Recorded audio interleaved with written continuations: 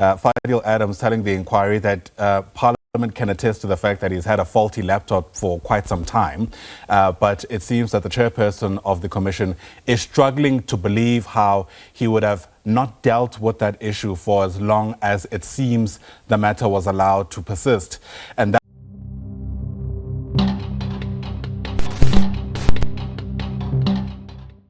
But I'm under the impression that I will be getting more questions because people are mentioning me every day, so I was waiting for that.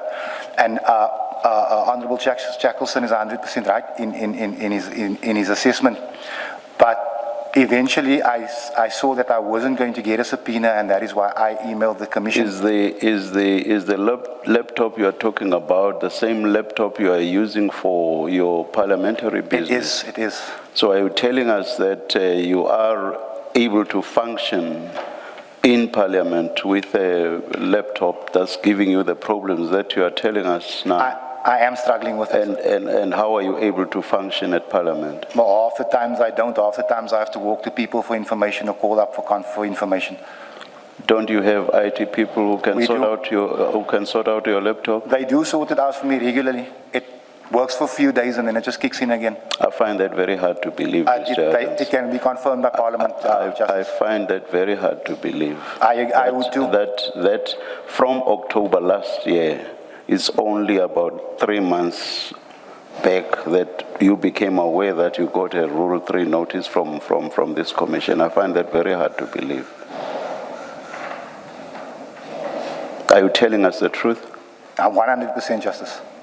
And is this the case also with everything else you received from Parliament? From Yes. October last year until about 3 months ago, you did not receive anything from Parliament? Justice Madlanga, I never said that. I'm saying that the laptop freezes on a daily basis, and therefore if I may, therefore, whenever I take it out my bag, I normally have to go to IT. It'll work for a day or two and it'll start again.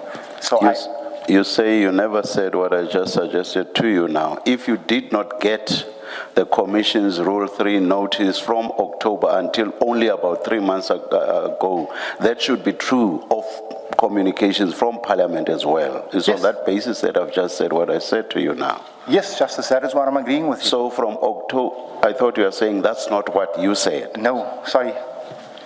It's not even from October, Justice. It's been for about 18 months that I'm struggling with this device. Yeah, I'm not concerned about anything else. I'm concerned about October to today. For you to only give to the Commission communication, or rather your statement, which was required from October of last year, for you to only give that statement to the Commission after 9 p.m. last night. And the only excuse you have is that you have difficulties with your laptop. All right, I don't believe that. I find it hard to believe that because otherwise you should not be operational at all as a parliamentarian. Okay, let's move on. Now, about 3 months back, you became aware that a statement was required of you. So according to what you say, which is hard to believe, you have had 3 months and we only get your statement after 9 p.m. last night. What excuse do you have for that? There is no excuse, Justice, because when I emailed the Commission about 2 weeks ago, I asked for a date. I was given the date of the 11th. I emailed back. I said to them that it is voter registration, 6th, 7th, 8th. I essentially have 5 days to complete this thing. Can I have a slightly later date? The Commission... Why would you have asked for a date? You would have seen from the communication which you got 3 months back that the statement was required from October last year already. Why would you have asked for a date? 3 months back, you become aware that, oh, for such a long time, a statement was required from me. You still ask for a date instead of saying, wow, I'm very late already, and quickly putting your statement together.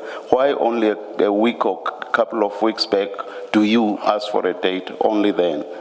The Commission asked me 3 questions, Judge, and I felt that I could offer much more than 3 questions, which is why I asked for a date. When the date was proposed on the 11th, I emailed back, I said, can I have just a little bit more time? And I was told, no, the 11th is the only available date. I moved heaven and earth. I sat up nights to conclude this thing. And I'm not saying that I'm doing that what I did was right. But what I'm saying is I tried my level best to meet the deadline of Thursday. I couldn't. What I will say, and I will stop here, what I will say is it seems to me that you are not taking this commission seriously. Because every and anything you've said thus far is just totally unbelievable. I do not believe it. This should mean that you cannot function at Parliament as a parliamentarian. And it also suggests that you are not even taking the people that you are supposed to serve seriously, if for as long as you suggest is the case, you have been using a laptop that you basically cannot use. You are not taking us as a commission seriously, and I would dare say you are not even taking the people that you are supposed to serve seriously. Starting from now going forward, you must take this commission seriously, Mr. Adams. What do we do now, Mr. Shaskalsen? Well, Chair, we have the statement. The next open slot, or the next slot that can be made open, is the 19th of August. And Mr. Adams can come on the 19th of August. I'd ask that we postpone to the 19th of August. Yes.